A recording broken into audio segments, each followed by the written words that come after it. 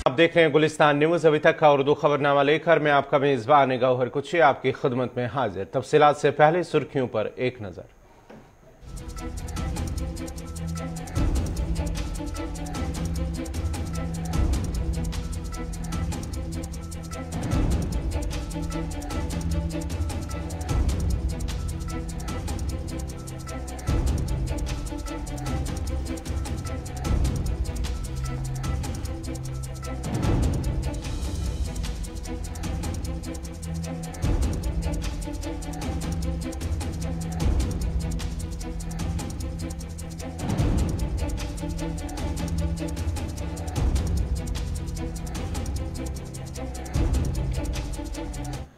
अब पेश है खबरों की तफसील। अगस्त के वक्त में जब तालिबान ने काबुल पर कब्जा करने के बाद पूरे मुल्क का इक़्तिदार संभाल लिया था तो उस वक्त अफगान पनागुज़ीनों ने उतनी बड़ी तादाद में पड़ोसी मुल्कों का रुख नहीं किया जितनी की तवक्का की जा रही थी। ताम मुल्क के अंदर नकल मकानी जोरों पर है। पनागुज़ीनों से मुतल्लिक़ अक़वाम मुत्तहिदा के इदारे की एक रिपोर्ट में बताया गया है कि पनाह की तलाश में जनवरी से अब तक अफगानिस्तान से बाहर जाने वाले अफराद की तादाद 30,000 से ज्यादा है। ताम अब इंटरनेशनल रेड क्रॉस फेडरेशन का कहना है कि उन्हें खौफ लाहक है कि आने वाले महीनों में अफगानिस्तान में इंसानी बहबूद और माशी हालात में बिगाड़ के पेश नज़र बैरून मुल्कों की जानिब सफर करने वाले पनागुज़ीनों की तादाद में नुमाया इजाफा होगा। रेड क्रॉस हुकाम का कहना है कि अफगानिस्तान उस वक्त मुतअद्दिद पेचीदा हंगामी हालात की लपेट में है। उनका कहना था कि लाखों अफराद शदीद खुशकसाली, खुराक और पानी की किल्लत, अंदरून नकल मकानी, कोरोना वायरस के आलमी वबा और तबाह हाल मईशत का सामना कर रहे हैं। उनका कहना था कि उस वक्त एक और बड़ा मसला यह है कि बैंकों की सर्विसेज पूरी तरह बहाल नहीं हो सकी और लोगों को बैंकों की खिदमत तक रसाई में दुश्वारियों का सामना है। तर्जुमान ने कहा है कि उन्हें ये इत्तलात मिल रही हैं कि लोगों को अपने रकूब निकलवाने के लिए लंबी लंबी कतारों में तवील वक्त तक खड़े रहना पड़ रहा है और उन्हें एक हफ्ते में ज्यादा से ज्यादा $200 तक ही मिलते हैं। रेड क्रॉस की रिपोर्ट के मुताबिक अफगानिस्तान में 1 करोड़ 80 लाख शहरियों को जिंदगी की बुनियादी सहूलियात मैसर नहीं है और उनकी जिंदगियां बचाने के लिए फौरी तौर पर इंसानी इमदाद की जरूरत है। रेड क्रॉस ने अफगानिस्तान में सख्त सर्दी के मौसम से खबरदार करते हुए कहा कि इस दौरान लोगों को मुश्किलात और मसाइब में मजीद इजाफा हो जाएगा और इस तशवीशनाक सूरत हाल के पेश नजर आइंदा महीनों में हजारों अफगान बाशिंदे पड़ोसी मुल्क का रुख करेंगे। तर्जुमान का मजीद कहना था कि रेड क्रॉस उन्हें तहफ़्फ़ुज़ और इंसानी इमदाद फराहम करने की तैयारी कर रहा है जिसकी उन्हें जरूरत है।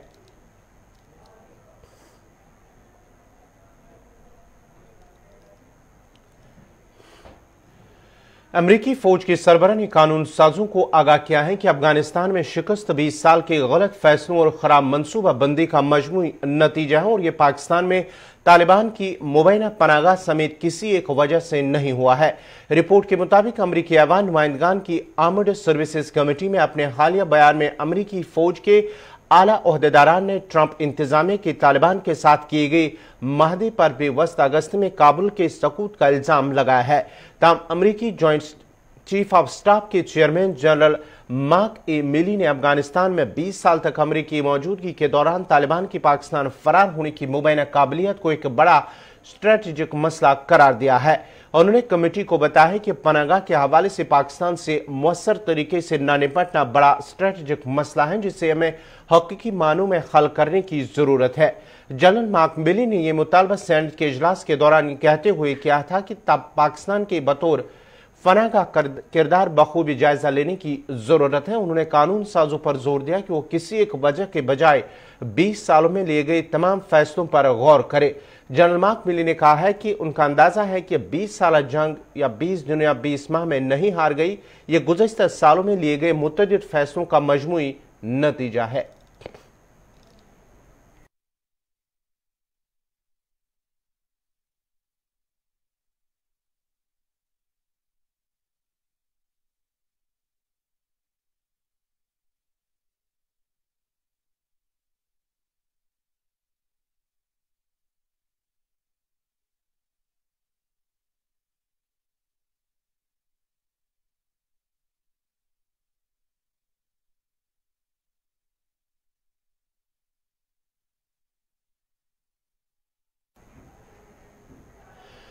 इधर दिल्ली से एक और बड़ी खबर इस वक्त आ रही है। दिल्ली के अंदर बड़ी खबर जो दिल्ली से बड़ी खबर इस वक्त आ रही है कि टाटा ने एयरलाइन इंडिया की बोली जीत ली है। टाटा ने एयर इंडिया की बोली जीत ली है। 2 हफ्ते कबल ही इसकी शुरुआत बोली की शुरू हुई थी और इस सिलसिले में टाटा ने अब इसकी बोली जीत ली है। करीब 68 साल बाद एयर इंडिया फिर टाटा के हवाले किया गया है। तकरीबन 68 बार, जहां पिछले गुज़िश्ता कई दिनों से इस पर बोली चल रही थी, वही टाटा ने अब इससे बोली जीत ली है और बताया जाता है कि तकरीबन 68 साल बाद ये वापस टाटा को एयर इंडिया की बोली जो लगी हुई थी गुज़िश्ता कई दिनों से, फिलहाल टाटा ने इस बोली को जीत लिया है। 2 हफ्ते कबल ही शुरू की गई थी और करीब 68 साल बाद एयर इंडिया फिर टाटा के हवाले किया गया है। इस वक्त आपको बड़ी खबर इस वक्त बता रहे हैं कि टाटा एयर इंडिया की बोली जीत ली है। टाटा ने एयर इंडिया की बोली जीत ली है। 2 हफ्ते कबल ही इसकी बोली शुरू हुई थी और तकरीबन 68 साल बाद एयर इंडिया वापस अब टाटा के हवाले है। मजीद तफसीलात के लिए हमारे साथ जुड़ चुके हमारे सीनियर साथी हर्ष भारद्वाज। हर्ष, क्या कुछ तफसीलात हैं इस हवाले से? एक बड़ी खबर जो दिल्ली एयर इंडिया के हवाले से कि एयर इंडिया फिर 68 साल बाद यानी कि 68 ईयर्स के बाद ही वापस टाटा के हवाले।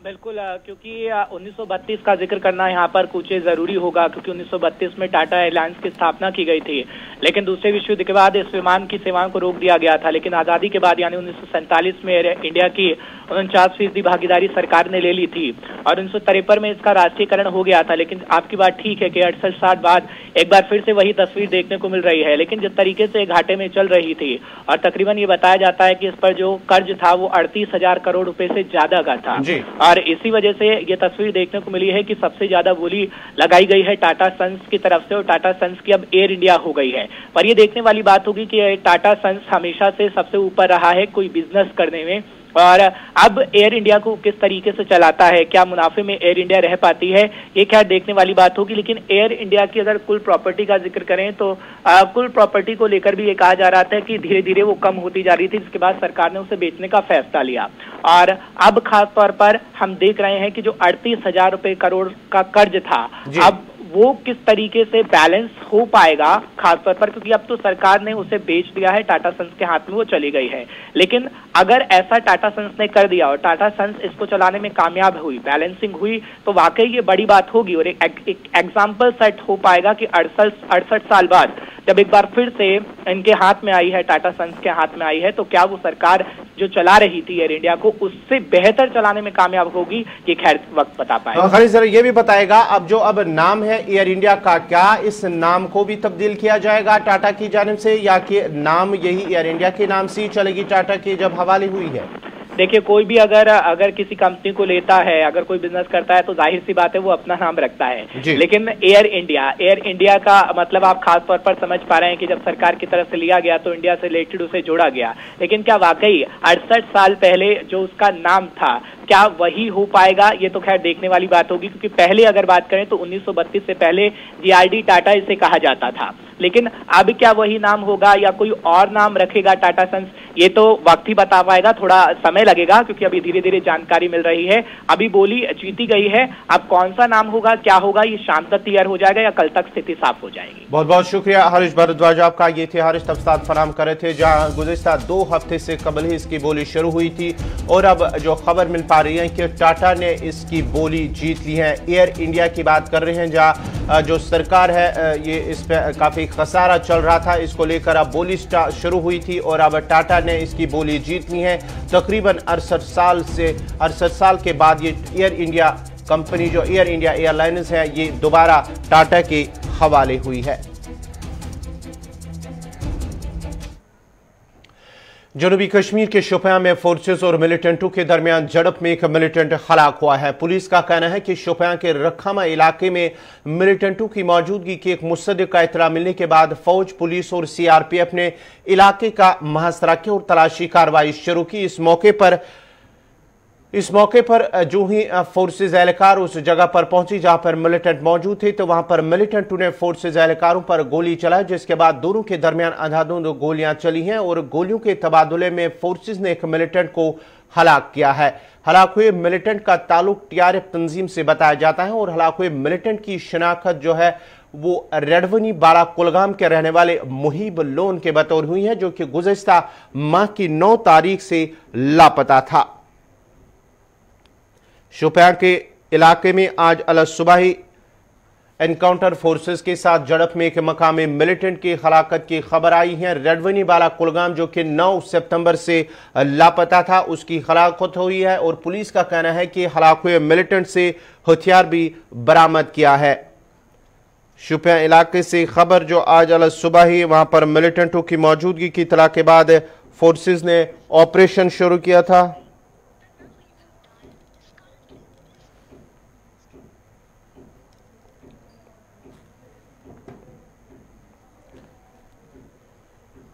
मज़ीद तफसीलात के लिए सीधा चलते हैं अपने नुमाइंदे इरशाद अहमद के पास। शोपियां, इरशाद, क्या कुछ तफसीलात हैं? कितने बजे शुरू हुआ था एनकाउंटर और अभी की सिचुएशन सूरत हाल किस तरह की है? अगर इस एनकाउंटर के हवाले से हम बात करेंगे, जो एनकाउंटर सुबह के तकरीबन 5 बजे शुरू हुआ है। अगर हम बात करें रात के 2 बजे फौज को एक मुसद्दिक इत्तला मिली है कि रखमा गांव में कुछ मिलिटेंट छुपे हैं। जो ही फोर्सेस ने उस गांव को अपने मास्टर में लेकर तलाशी अभियान चलाया, तो तभी जाके जो मिलिटेंट छुपे थे, एक मकान में छुपे थे, उन्होंने जो है फौज के ऊपर जो है पहला फायर खोला, जो कि फिर एनकाउंटर में चेंज हुआ। सुबह के तकरीबन 5 बजे ये मुठभेड़ चली और उसमें जो है एक मिलिटेंट अभी तक जो है जाँ बाक हुआ है। हालांकि मैं आपको बता दूं कि ये जो मिलिटेंट मारा गया, ये कुलगाम डिस्ट्रिक्ट से वापस रखता था और JRF तंजीम से वापस, अभी भी वहां पे सर्च ऑपरेशन लगातार जारी है। चलिए, बहुत बहुत शुक्रिया इरशाद अहमद आपका। ये थे शोपियां से इरशाद अहमद, तफसीलात फराम करे थे। आज सुबह ही जो बताया जाता है कि रात के दौरान ही वहां पर मिलिटेंटों की मौजूदगी की इत्तला के बाद ही ऑपरेशन शुरू किया गया था फोर्सेस की जानिब से। और आज सुबह ही गोलियों के तबादले में एक मकामी मिलिटेंट, जो कि रेडवनी बाड़ा कुलगाम का रहने वाला है। नेशनल हाईवे के रामबन सेक्टर पर ट्रैफिक हमवार करने के लिए ट्रैफिक पुलिस और जिला इंतजामिया को हिदायत की गई है कि वो सिंगल लेन ड्राइविंग जोन की मुनासिब हदबंदी करें और मुसाफिरों के दरमियान लेन ड्राइविंग और ट्रैफिक डिसिप्लिन को यकीनी बनाएं। चीफ सेक्रेटरी ने जिला इंतजामिया रामबन को मजीद हिदायत दी है कि वो गाड़ियों के खराब होने या हादसा की वजह से हाईवे ट्रैफिक की मुश्किलात को दूर करने के लिए जवाबी वक्त को 15 मिनट तक कम कर दे। AK मेहता ने मजीद हिदायत दी है कि 31 अक्टूबर 2021 तक 8 रेस्ट एरियाज, वॉशरूम्स और 30 नवंबर तक तमाम गाड़ियों के होल्डिंग एरियाज काम लाएं ताकि मुसाफिरों को सफर में आसानी होगी। मजीद तफसीलात दे रहे हैं बानिहाल से आरिफ वहीद। चीफ सेक्रेटरी की जानिब से जो आला सतही मीटिंग मुनक्किद की गई है, जिसमें सभी महकमा जात के सेक्रेटरीज को जो है हिदायत दी गई है कि खुसूसन जो ऑनगोइंग प्रोजेक्ट्स है, तरक्याती मंसूबे हैं, उनकी अमल आवरी के लिए जो है हिदायत दी गई है। और मैं आपको बताने की कोशिश करूंगा कि जम्मू श्रीनगर कौमी शाहरा की अगर हम बात करना चाहेंगे, जहां पर चीफ सेक्रेटरी ने जो है सख्त हिदायत दी है कि 1 हफ्ते के अंदर अंदर जहां पर रामबन बानिहाल स्ट्रेच में जो स्लाइड प्रून एरियाज है, जो जहां पर जो है पसिया उतरने का खतरा रहता है, वहां पर क्रैश बैरियर्स लगाने की यहाँ पर जो है वो हिदायत दी गई है। और कहीं ना कहीं पे जो कानकनी के जो मामला है, वहाँ पर अलॉटमेंट भी जो है वो जारी की गई है, जिसमें ये कहा गया है कि यानी जो अलॉटमेंट जो है दी गई है कि मुकर्ररा मुद्दत वक्त में यहाँ पर जो कानकनी के रिलेटेड जो मटेरियल निकालना है, ताकि जो सेमी जो रिंग रोड्स है उसमें मटेरियल की कोई कमी जो है वो देखने को नहीं मिले। और खुसूसन जो है रामबन बानिहाल स्ट्रेच में जहाँ पर मुतअद्दिद जगहों पे जो लैंड ड्राइविंग का जो मामला है, उसमें मुतल्लिका जिला तरक्याती कमिश्नर को भी हिदायत दी गई है कि वो ट्रैफिक की बेहतरी के लिए जो है वहाँ पर इनिशिएटिव्स लें। और महकमा जो ट्रैफिक है उनको भी हिदायत दी गई है कि रामबन बानिहाल स्ट्रेच में जो है जहाँ पर ट्रैफिक जामिंग के खतरात रहते हैं, वहाँ पर लैंड ड्राइविंग का प्रोसेस शुरू किया जाए, ताकि जम्मू श्रीनगर कौमी शाहरा पर खुद उधमपुर से लेकर रामबन बानिहाल स्ट्रेच में ट्रैफिक जामिंग जो है वो देखने को न मिले। और कुल मिलाकर अगर बात करना चाहेंगे तो इसमें होम सेक्रेटरी, वर्क्स के सेक्रेटरी और इसके साथ में डिविजनल कमिश्नर जम्मू या जो श्रीनगर के या मुतल्लिका डिप्टी कमिश्नर्स को भी जो है इस मीटिंग में बुलाया गया था और सख्ती से जो है इन चीजों को अमलाने की हिदायत दी गई है। कैमरा पर्सन जैद राजा के साथ आरिफ वहीद। वादी में कोरोना की मौजूदा सूरत हाल के दौरान अगरचे मस्बत मामलात में उतार चढ़ाव देखने को मिल रहा है, ताम डॉक्टर निसार हसल का कहना है कि वायरस की शिद्दत में काफी कमी आई है। उन्होंने कहा कि वैक्सीन ही एक बेहतर बचाव है, ताम अवाम को SOPs पर भी सख्ती से अमल करना होगा। मुझे लगता है अब जो ये कोविड-19 वैक्सीन है ये थक गया है, इसकी भी होती है एक मैग्नीट्यूड ऑफ चेंजिंग। अब ये काफ़ी चेंज हो गया है, हमने डेल्टा वेरिएंट भी देखा है, हमने डेल्टा प्लस भी देखा है, कुछ और वेरिएंट्स भी आ गई हैं, बट आई डोंट थिंक जो काफ़ी सारे वेरिएंट्स आ गए हैं, वेरिएंट्स ऑफ इंटरेस्ट या वेरिएंट्स ऑफ कंसर्न है, उसमें वो सीवियरिटी नहीं रही है, उसमें वो मैग्नीट्यूड नहीं रहा है कि मतलब मुझे नहीं लगता है कि ऐसा कोई वेरिएंट अब आएगा जो शायद कि इवेड करेगा इफेक्टिवनेस ऑफ द वैक्सीन। मुझे लगता है अब ये this is going to end very soon जो हमारा ये पैंडेमिक है, लेकिन दैट डज नॉट मीन हम कॉम्प्लेसेंट रहेंगे। मुझे लगता है कि वैक्सीनेशन इज़ द की, कि लोगों में ये सोच है कि शायद ये गया है, नहीं, जब तक ना आप वैक्सीनेट करोगे, क्योंकि वही एक ज़रिया है जिससे आप पैंडेमिक का खात्मा कर सकते हो, और वही एक ज़रिया है जिसकी वजह से आपकी जो इम्यूनिटी है वो काफ़ी देर तक रहेगी, एंटीबॉडीज़, क्योंकि नेचुरल इन्फेक्शन हमने देखा है कि उसके बाद कुछ महीनों के बाद ये बेसिकली इवेड होता है एंटीबॉडीज़। इसलिए vaccination is the only way जिससे आप इस पैंडेमिक का खात्मा कर सकते। बड़ी खबर दिल्ली से इस वक्त आ रही है किसानों के हवाले से, जहां किसान महापंचायत को सुप्रीम कोर्ट की फटकार लगी है। कहा शहर के लोग अपना कारोबार बंद करें, अदालत की जानिब से कहा गया था, जहां उन्हें एहतजाज के हवाले से एक पिटीशन दायर की गई थी सुप्रीम कोर्ट के अंदर। वहीं पर अब सुप्रीम कोर्ट ने किसान महापंचायत को फटकार लगाई है और कहा शहर के लोग अपना कारोबार बंद कर दे। सड़क और रेल रोकने से अदालत ने नाराजगी का इजहार किया है। दिल्ली से बड़ी खबर सुप्रीम कोर्ट के हवाले से, जहां किसानों का लगातार एहतजाज है। उन्होंने महापंचायत के हवाले से जो एक अर्जी दायर की थी, वहां पर अदालत में सुप्रीम कोर्ट के अंदर सुप्रीम कोर्ट ने नाराजगी जताते हुए जहां उन्हें फटकार लगाई, वहीं उन्होंने सड़क और रेल रोकने से भी नाराजगी जताई है।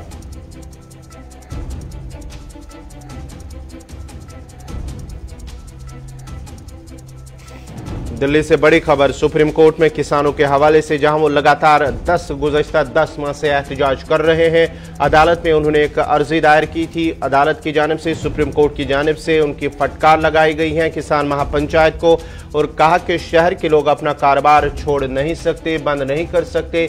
मजीद तफसीलात के लिए चलते हैं अपनी नुमाइंदी जो हमारे सीनियर साथी रहमत कलीम। रहमत, क्या कुछ तफसीलात है इस हवाले से जो अदालत की जानिब से इसे किसान महापंचायत को फटकार लगी है?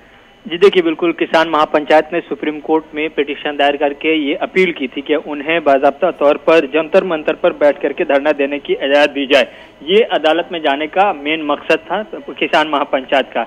लेकिन ऐसे में सुप्रीम कोर्ट ने जो सूरत हाल है, मौजूदा सूरत हाल है, जो दिल्ली से मुल्लका सरहदों की तस्वीरें हैं, जो बंदिशें हैं, जो पाबंदियां हैं, या जिस तरह से सड़क और हाईवे को रोक रखा है, या पंजाब के कई शहरों में जिस तरह से रेल रोक रखा है, इन तमाम चीज़ों को सुप्रीम कोर्ट पहले ही से जान रहा था। इसीलिए पहली फुर्सत में नाराजगी का इजहार करते हुए किसान महापंचायत पर फटकार की लगाई है और कहा है कि क्या आप दिल्ली आना चाहते हैं? इसका मतलब है दिल्ली के लोग अपना कारोबार बंद कर दें? क्या दिल्ली के लोग अपनी दुकानों को बंद करके बैठ जाएं? क्या दिल्ली के लोग या यहाँ के शहरी आपके इस फैसले से खुश होंगे? अगर हम इजाजत दे देते हैं तो क्या यहाँ के लोग अपनी जिंदगी पुरअमन तरीके से या पहले रोजमर्रा की जिंदगी उसी अंदाज में चल पाएगी जैसे चल पा रही है? हम कैसे आपको इजाजत दे दें? ये सुप्रीम कोर्ट ने बाज़ाब्ता तौर पर नाराजगी का इजहार करते हुए कहा कि आपने जो सड़कें बंद कर रखी हुई हैं और जो रेल रोक रखा है, इन तमाम चीजों से जो नुकसानात हो रहे हैं, जो अवामी नुकसानात हो रहे हैं वो अपनी जगह पर, लेकिन मुआशी नुकसानात भी हो रहे हैं। इन तमाम हवालों से जो फैसला सुप्रीम कोर्ट ने करना था वो ये बताया कि हम आपको कैसे दे सकते हैं इजाजत। यानी साफ हो गया पहली तस्वीर में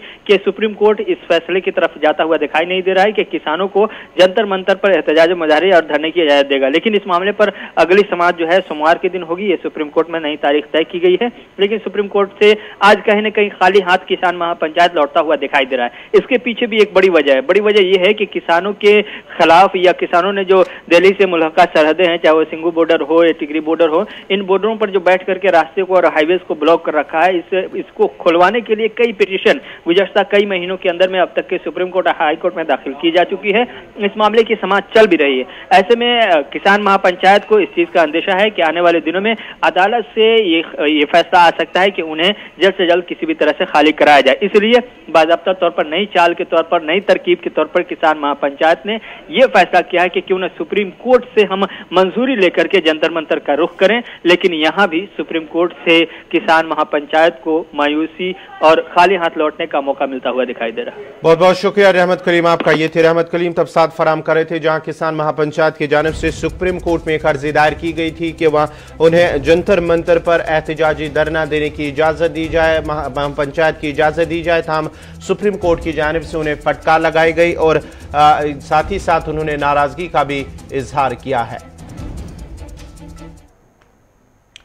सुल्तानुल आरिफीन हजरत शेख हमजा मखदूम साहब रहमतुल्लाह अलैह की 459वां उर्स पाक की तकरीबात कोविड-19 की मौजूदा सूरत हाल की वजह से मुख्तसर की गई हैं, जबकि इंतजामिया की जानिब से शब ख्वानी की इजाज़त भी नहीं दी गई। ताहम कम ही तादाद में ज़ारीन हजरत महबूब उल आलम रहमतुल्लाह अलैह के आस्तान आलिया श्रीनगर पर हाजिरी दी। हजरत सुल्तानुल आरिफीन महबूब आलम शेख हमजा मखदूम रहमतुल्लाह अलैह के उर्स मुबारक के सिलसिले में गुज़िश्ता कई दिनों से उनके आस्तान आलिया पर अकीदतमंदों का तांता बंदा रहा और मर्द जन शामिल रहे। वही खुदामान ज़ियारत ने गुलिस्तान न्यूज़ से बात करते हुए कहा कि आस्तान आलिया पर नमाज जुमा की अदायगी नहीं होगी।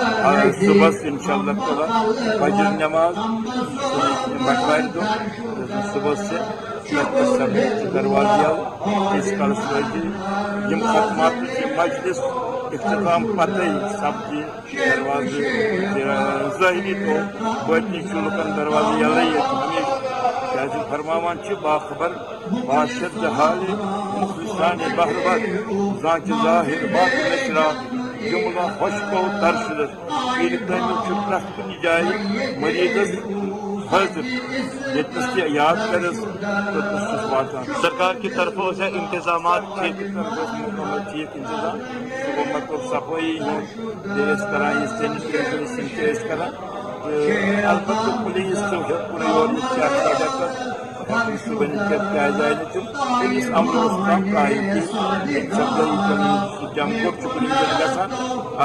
रोकथाम खास गुजारिश जाए यथ मन रोजान नबर पान कर चंद चूर कर रोकथाम मनशियात गवर्नमेंट अस्सलाम वालेकुम हजरत आशूर मुबारक। सरहदी राजौरी थाना मंडी में एक निजी स्कूल में 32 तलबा की डॉक्टर की निगरानी में कोविड-19 मस्बत रिपोर्ट होने के बाद जहां CSC थाना मंडी के एक डॉक्टर को मुअत्तल किया गया, वहीं जिला तरक्याती कमिश्नर राजौरी ने कहा कि मामले में इंक्वायरी जारी की। याद रहे कि 27 सितंबर को एक ही स्कूल के 32 तलबा कोरोना मस्बत आने के बाद NT-PCR टेस्ट से मनफी आए थे।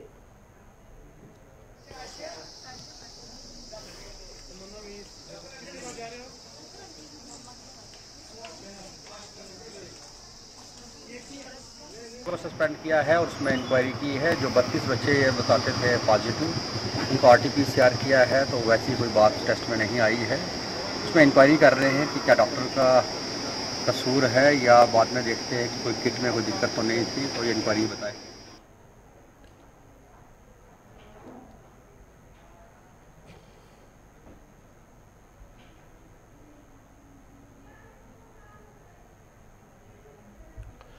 धर्मखो PHE डिवीजन बलवाल जम्मू में पानी की सप्लाई मुतासर होने से मुश्किलात का सामना करना पड़ रहा है। धर्मखो इलाके में कायम बरसों पुराने कुआं खस्ताहाली का शिकार है और आवाम आलूदा पानी इस्तेमाल करने पर मजबूर हो रहे हैं।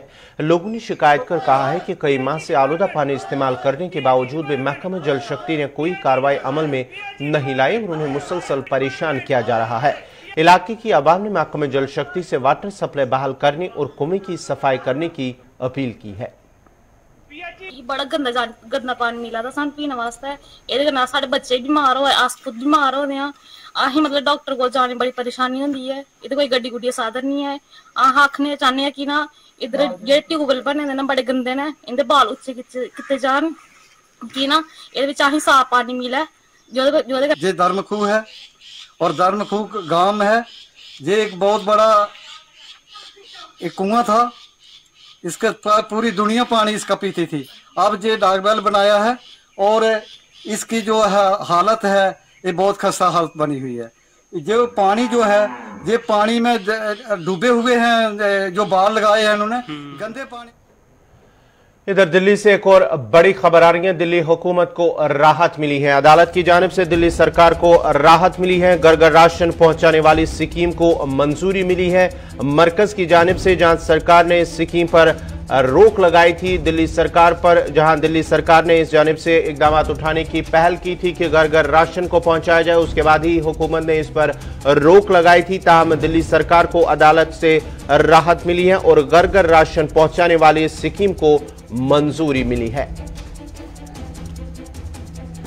इसी के साथ ही अभी तक का उर्दू खबरनामा इख्तिताम पजीर हुआ चाहता है। अपने मेजबान गौहर कुछे को इजाजत दीजिए। अल्लाह हाफिज।